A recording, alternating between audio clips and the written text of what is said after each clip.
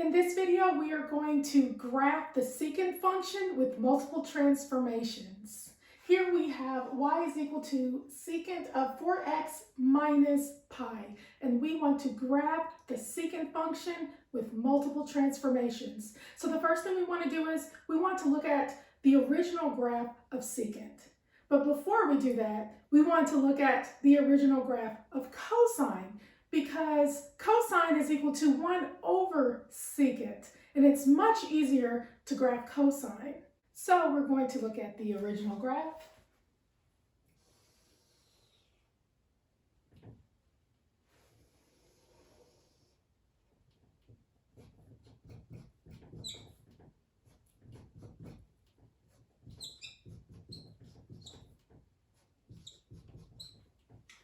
Okay, I'm just going to graph it over 2 periods.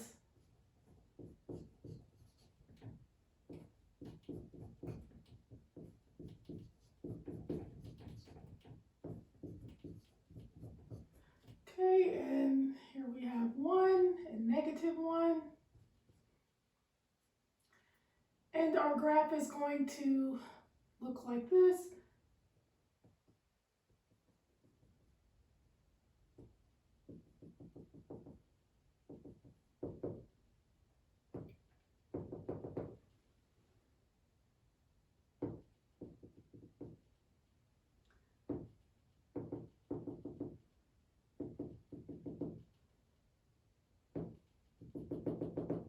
Okay, so we know that cosine of 0 is 1, cosine of pi over 2 is 0, cosine of pi is negative 1, cosine of 3 pi over 2 is 0, and cosine of 2 pi is 1. And of course you can see the reflection on the other side. Now we know that cosine is equal to 1 over secant. So everywhere that cosine is equal to 0, secant is undefined because 1 over 0 is undefined. So we put vertical asymptotes everywhere that cosine is equal to 0. So it's equal to 0 here, here,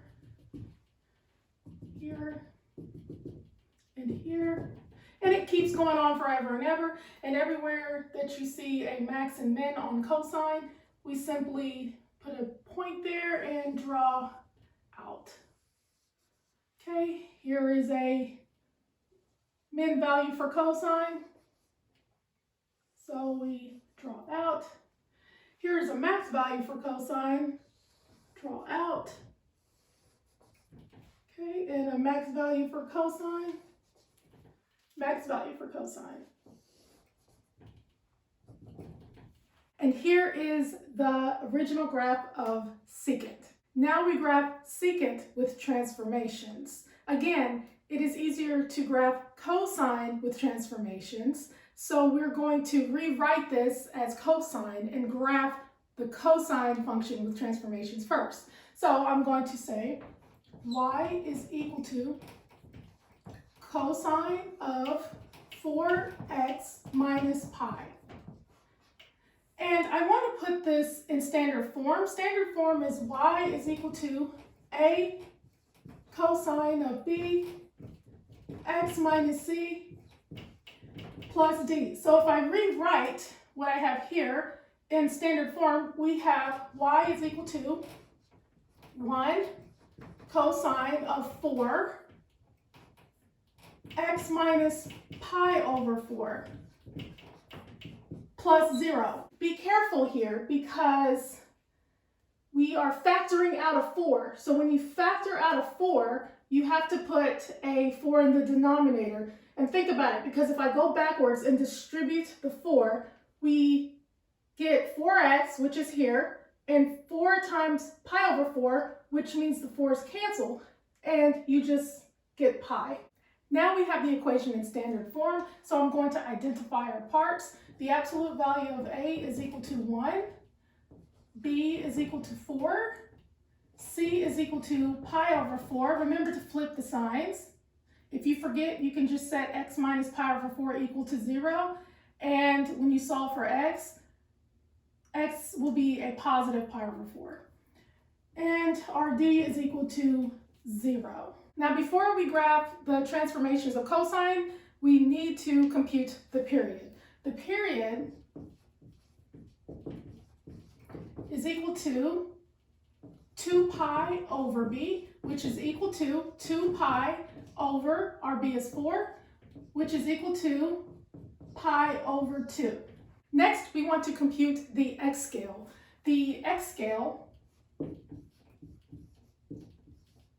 is equal to period over 4, which is equal to pi over 2 over 4, which is equal to pi over 8. Now, always begin your graph at C. So begin at C. Our C is equal to pi over 4, and we're just going to add increments of our x-scale. Well, since we're adding our x-scale, which is pi over 8, how about we give it the same denominator? So if I multiply the top and the bottom by 2, we get 2 pi over 8. So we can say that we're beginning at 2 pi over 8, which is the same as pi over 4. So let's add our increments. 2 pi over 8 plus a pi over 8, we're adding increments of pi over 8, is equal to 3 pi over 8. Go again. 3 pi over 8 plus another pi over 8 is equal to 4 pi over 8. We'll reduce the fractions at the end. 4 pi over 8 plus another pi over 8 is equal to 5 pi over 8. And do it one more time. 5 pi over 8 plus another pi over 8 is equal to 6 pi over 8. Now let's reduce our fractions.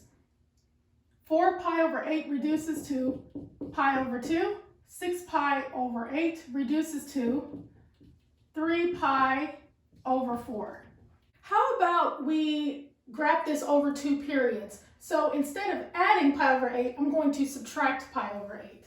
So if I come here, I'm going to say we begin at 2 pi over 8 again. 2 pi over 8 minus pi over 8 is equal to pi over 8.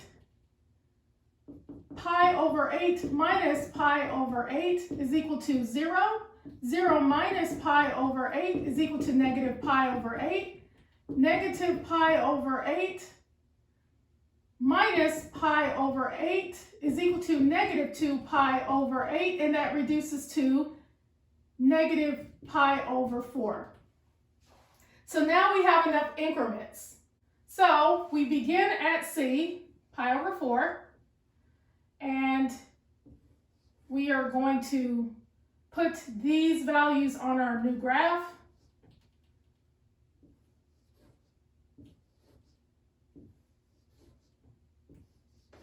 So let's start our graph. Okay, we have, let's do this.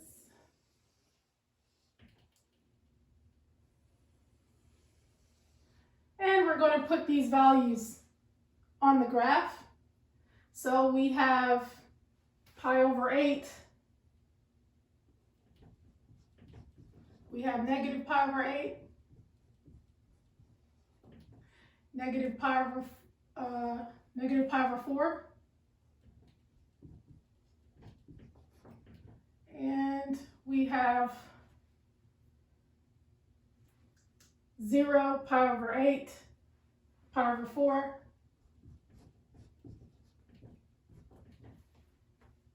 And we have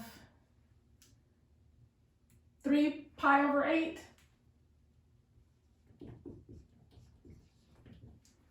We have pi over 2.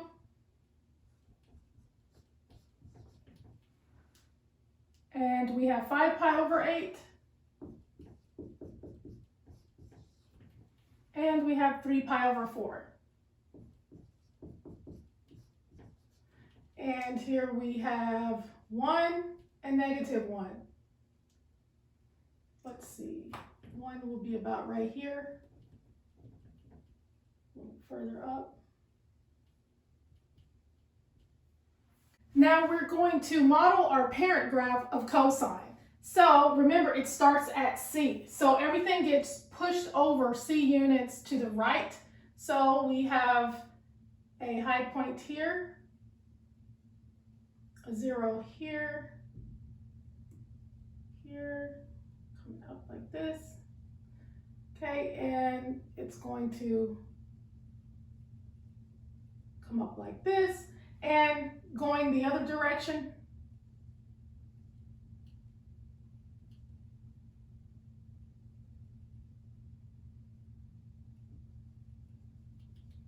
Just like that.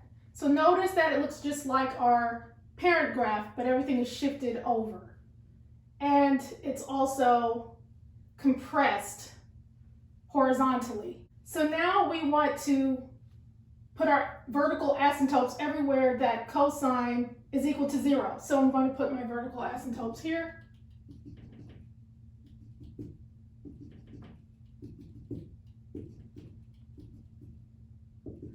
And I'm simply going to take all of my max points. So here's secant. Here's a min point. Here's a max point.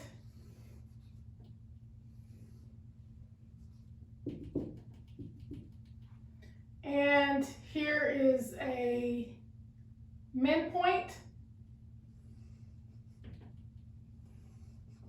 And here's a max point. And that is how you graph the secant function with multiple transformations. Thank you for watching, and always remember that you are awesome.